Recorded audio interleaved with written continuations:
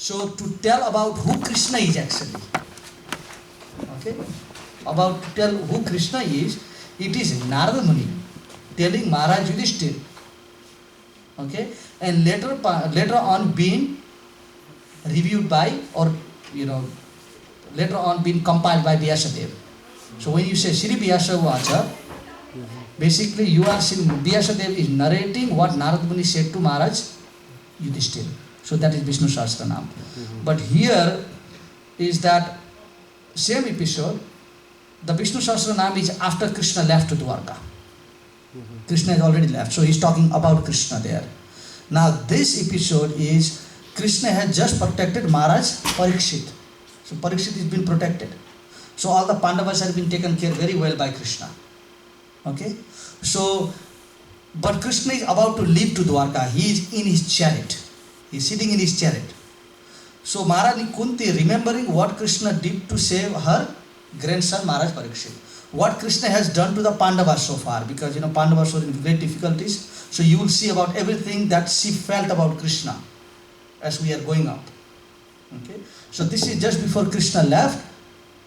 Kunti Maharani just grabbed the feet of Krishna and began to offer this prayer, saying, no more of this relationship of you being my brother's son. I know who you are.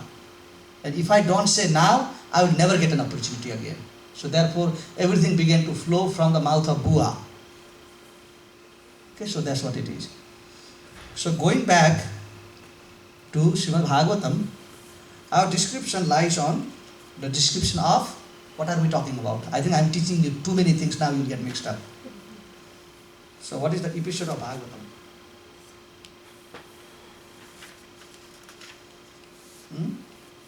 Anyone can purify me?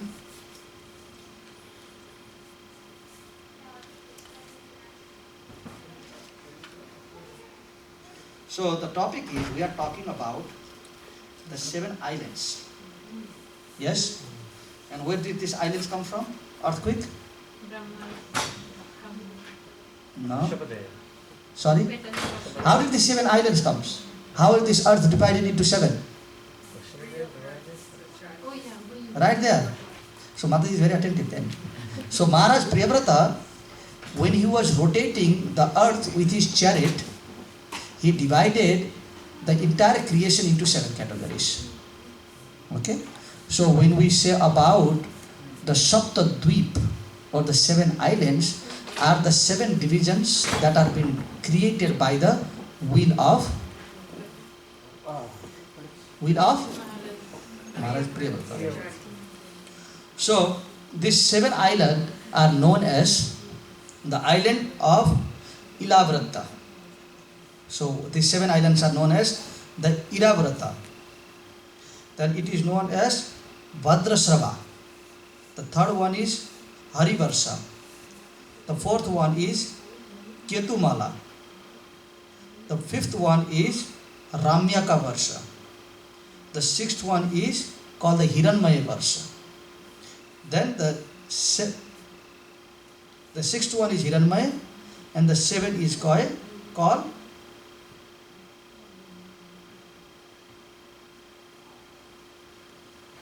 Uttar Kuru Varsha. So these are divided. Now we are not talking about the earthly dimensions only. We are talking about Maharaj Priyavrata dividing the universe into 7. Okay, we are not only talking about, just like if we talk about one of this ocean, the island that we are talking about, the ocean is made out of a sugarcane juice. Do you hear about the sugarcane juice in these oceans here? And other one is made out of the milk. The third one is the sugar. The fourth is the ghee. And the fifth one is yogurt. And the third one is the sixth one now. The sixth one is mango juice. Okay. Now do you hear about this here too much? So we are talking about the different dimensions now. As I told you about the dimension of truth. That something is allowed as excess. And the 7th one is the salt water. So which one do you know about? The 7th one. So what we have accessible is the seventh one. Now, the different incarnation of Krishna that you hear about, it is not necessarily that it is taking place down here also.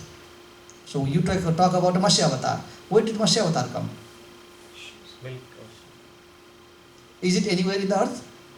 You hear about the Matsya Avatar, but you don't hear about where was this Matsya Avatar, where did he come? Ocean. And second is Kurma. Okay, so just like now there are Ishtadev. Okay, every one of us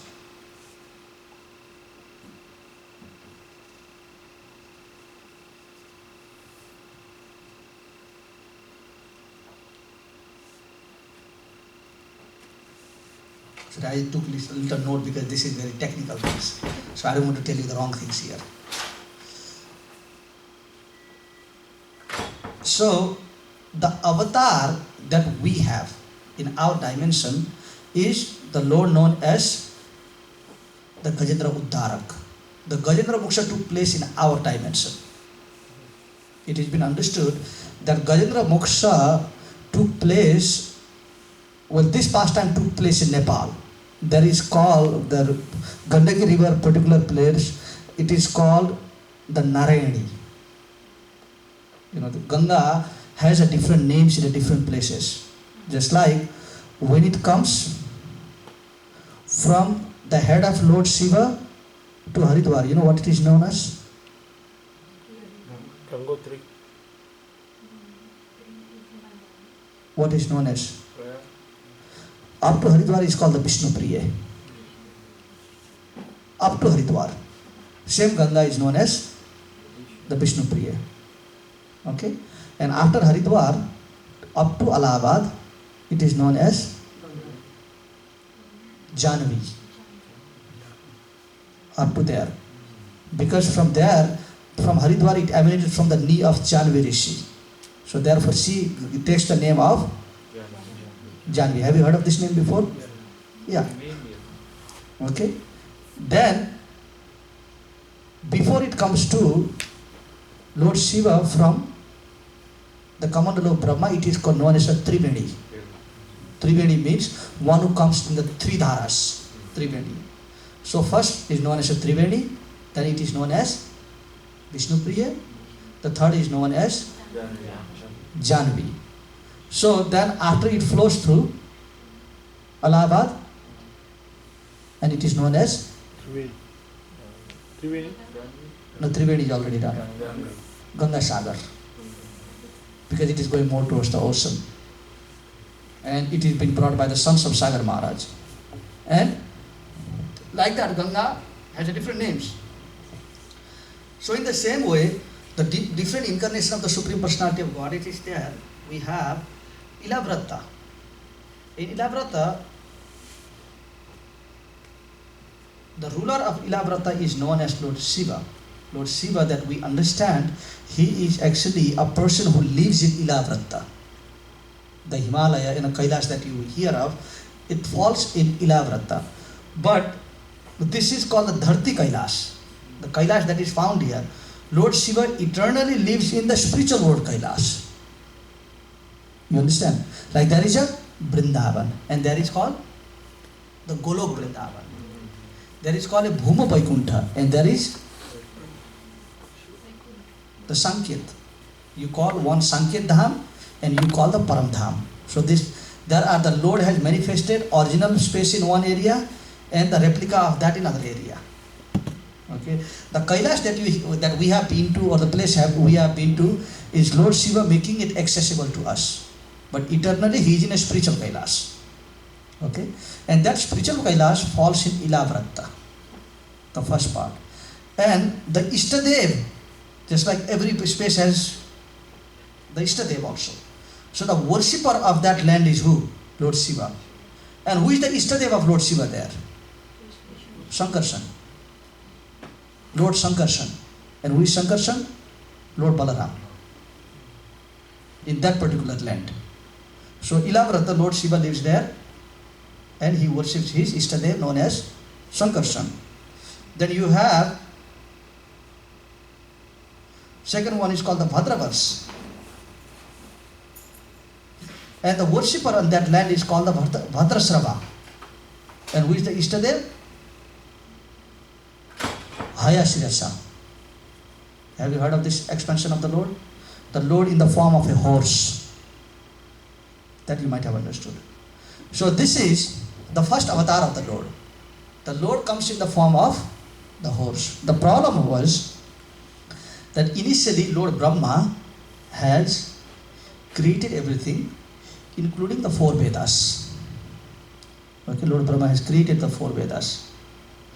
But the demons, it's like, what does, this sounds like a theory of a communism. The communism don't feel that everyone has a right to practice, they don't feel that everyone should acquire a knowledge without any birthrights. But they say no one should acquire a knowledge. So they begin to damage the knowledge part, saying that they should not have it. So this is a demonic concept. The demon thought there is a knowledge, the 4 Vedas are here. They could have thought instead of the demigods not acquiring a knowledge, even we should acquire it. They could have started the studies with the help of these Vedas. But they thought no. If we let the Vedas exist, the demigods are going to be smart.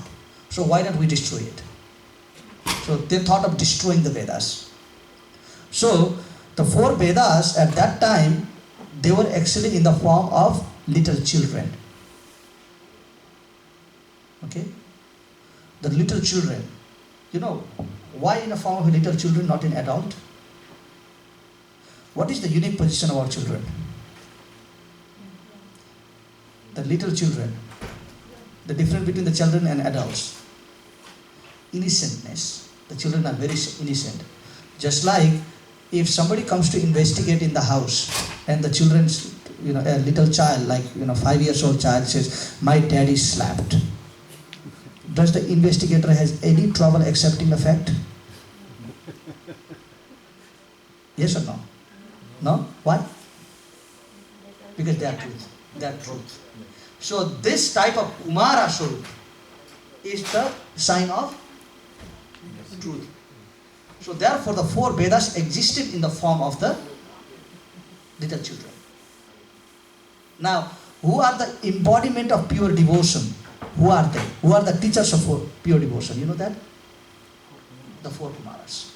Again, how old are they? All 5 years old boys. So this childhood or being a little child is the sign of innocentness and truthfulness. So, can devotion be practiced by people who are corrupt-hearted? Can there be a love in a family who are completely corrupted in heart? Or can there be a peace in a family where there is always cheating and lies going on? So what is the key to good family life? Trust and truthfulness. I mean, we are all Grihasthas, we know that. As soon as we start lying and you were maybe somewhere in the restaurant, you tell your wife, I was filling up my gas in the gas tank. Someday it's going to be caught, and that is going to create a problem in a family life. Anywhere there is going to be a problem. So, hard-hearted is the sign of difficulties and corruptness. So therefore, first principle for being effective in devotion is to have what? Truthful. Soft-heartedness. Srimad Bhagavatam says, and to some level we see that here. We must admit the truth part.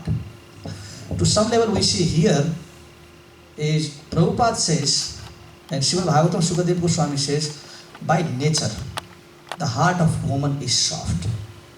By nature. Now, if this softness is exploited, it can explode. Because it's soft. Anything can be done with the softness, isn't it?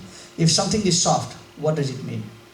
It can be destroyed quickly, and it can also be digested quickly. Isn't it?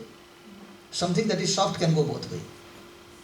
So the Shastras say, if the ladies, and Prabhupada said this, if the ladies are serious about Krishna consciousness, they can progress faster than the man. And And like we see in the sloka memorization also to the some level here, that Matajis are intending to be more serious about it. So which is a good quality. So if this innocentness and purity of the heart is not exploited, then it gives a good result. But if it is exploited, what does Lord Krishna says? If this heart, simple heart, is not guarded properly and exploited, what does Krishna says about it? Sankaro narakayaiva kulagnanam kulakshacha patanti pitaro hesa lupta pilodakat kriya dosarate kulagnanam bada sankara karakar usadante jati dharma kula dharma sasastra.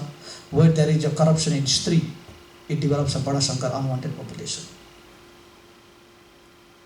Okay, that's what Lord Krishna in the first chapter of Bhagavad Gita he says that if there is a problem in a man, but there is no problem in woman, the women, they are going to keep a society together. The man does not play a strong role to a society.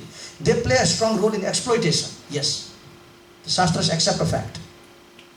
But the Shastras say, if this society is maintained by the purity of a woman, they can fix up everything. I remember when I was married,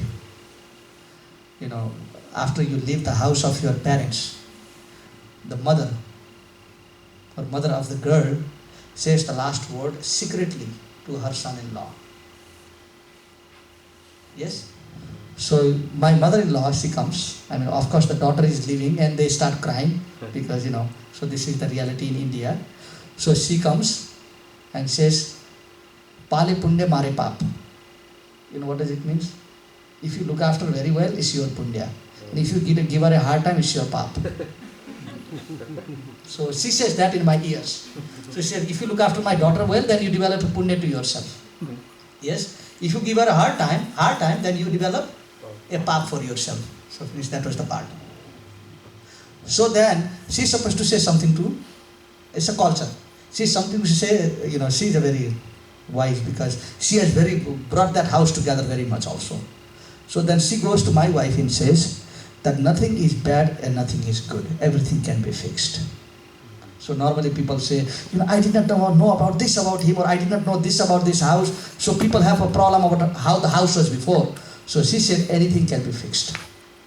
But if you purposely destroy it, nothing can be fixed.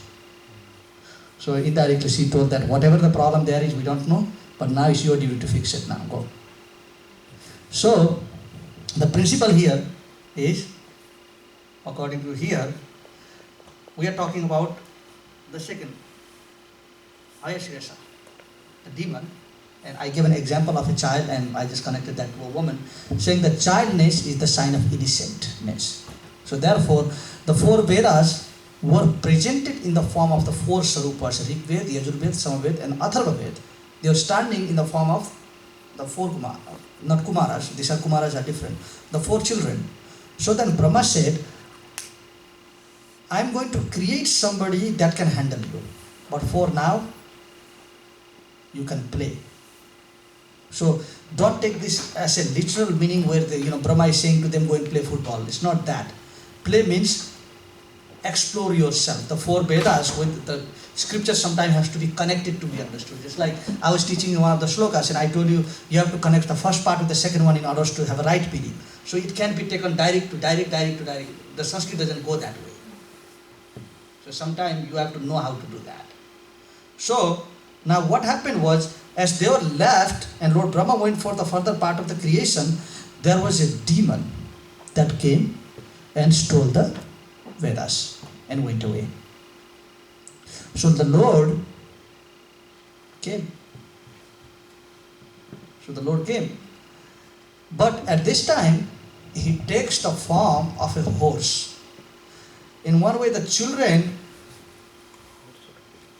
the four Vedas, were not very attentive to what this demon is going to do. Okay? So, the Lord takes a very appropriate avatar according to the circumstance. Okay? For the Lord, whether he is an animal, he is a human, it doesn't matter, does it? For us it matters.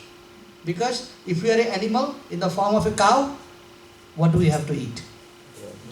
The grass. Yes?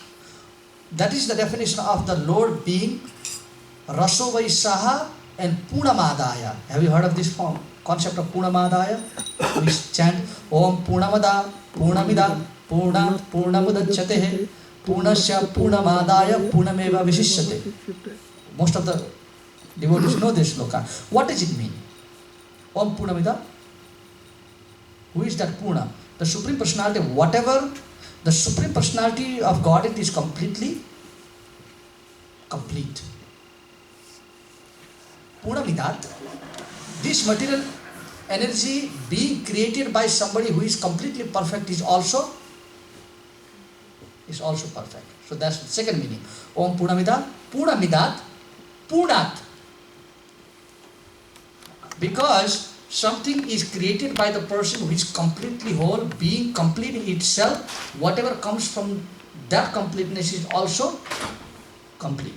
So basically, when we say that Krishna is complete or Krishna is Rasovaisaha, we mean that anything that the Supreme Personality of Godhead does is complete, and He can do anything from any part of His senses also.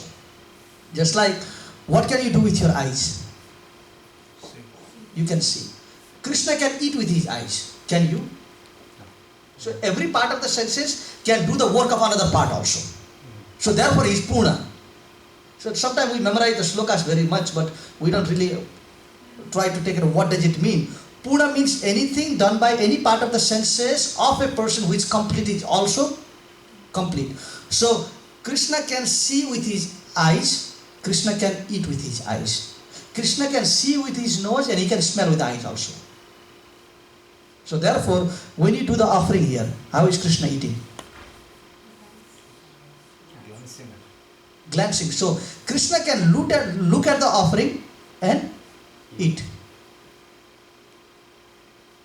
Just like, well, because I am teaching you too many things, you have to excuse me for the timing now, because I can finish everything otherwise. So there is a Brahman. So one day, the Brahman was worshipping the deity of Gopal, okay, and he had to go out. But he was a very serious Brahmana. But going out, every day he used to spend so much time worshipping this Gopal deity, and he went out and he told his 7-year-old son, he said, his name was also Gopal. He said, Gopal makes Gopal happy today. Okay, it's your duty to feed Gopal today and your duty to worship Gopal today. So he left his 7-year-old son in the house with everything prepared. So he says, there are some fruits here and there is some sweet rice, offer to Gopalji. And make sure you do it right. So he puts tulsi as his father does, and he is there. He goes out and he comes back and he says, Ab tak khaya nahi?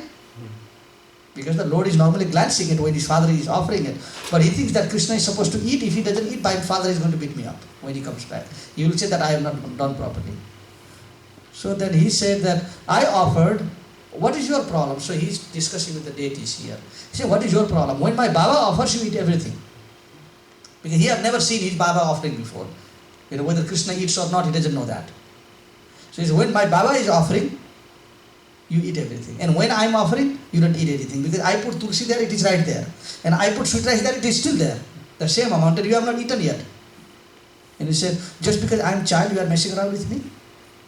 So he began to get in the deity's case. So his intensity of chastising the deity became so much, Krishna came down from altar and just drank whole sweet rice. Nothing was left there.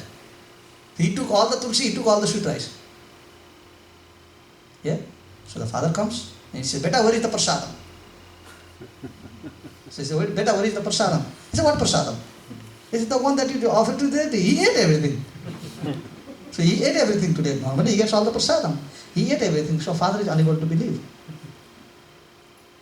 So Krishna, it's just your intensity. And because of him being child, he's so initiated by heart. Now Krishna, he thought, he said, my father is going to come and beat me up. And I don't know what he's going to do, just because you did not eat. And he said, you are abusing me because I am a child. My father knew all the mantras that he used to do, all the mudras, this mudra, that mudra, and he would do everything right. And that's what you demand all the time, that people do right. And today, because I don't know anything, I simply put you some sweet rice and some tulsi leaves, and you have not eaten. So that you have to compel Krishna to accept who you are. Sometimes it is a question of being serious about it. What is the call about? Just like when we call out to God or when we call out to Krishna, there is one call, a call out, and that is called the desperate city. Where you are desperate about it. This is called karuna. Yes?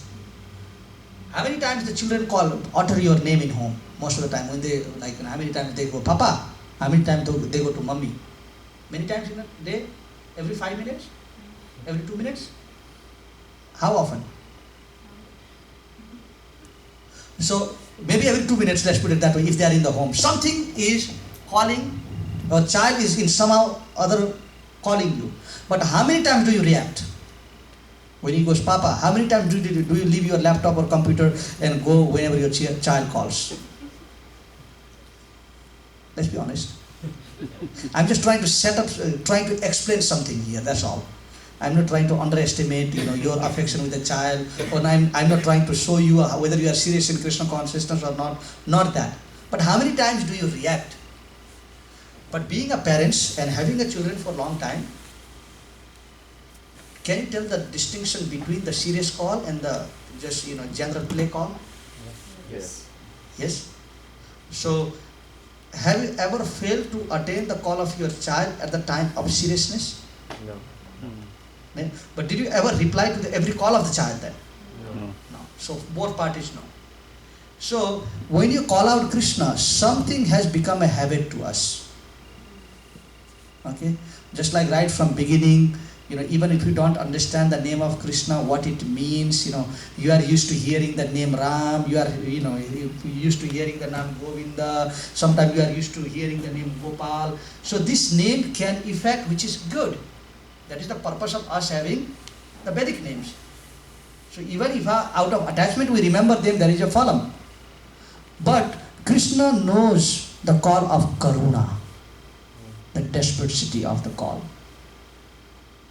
So the entire concept of devotional service is this type of a desperation. Like, right now, from this bhukam that went in Nepal, I was reading at the news, the communist leader, whose name is Prachanda, he went at the temple of Pashupatinath and prayed there, which all this time he is the person who is the cause of all the mess up in, in the faith of the people. He messed up the faith. Saying this is Rudibaji. You know what Rudibaji means? Orthodox. Sorry? Orthodox. Yeah, Orthodox. It is just there in a Vedically, people made it this way, there is nothing truth. He is the person. But when everything is broken down, that means how much is he playing with the heart of the people? So this kind of Karuna call is very important in a devotional life or our seriousness. So now these children, the 4 Vedas, although they have been created, but they got diverted. So now the Lord takes very appropriate form. So now if the child is diverted, and you want to attract their diversion from the direction where they are at, and you want to direct them somewhere else, what do you need to do? So what is the best thing that you can do in order to attract the children? You tell them, I'll show you a magic trick, come. Isn't it? It's not going to be, oh, look, I'll give you ice cream. Maybe ice cream might not work. But in all cases, magic tricks will work. So the Lord comes in the form of a horse, and he begins to do all the horse dance. Okay? So these 4 Vedas in the form of little children, they begin to attract, yes, बहुत बढ़िया घोड़ा, बहुत नाचगरी करता है. So he is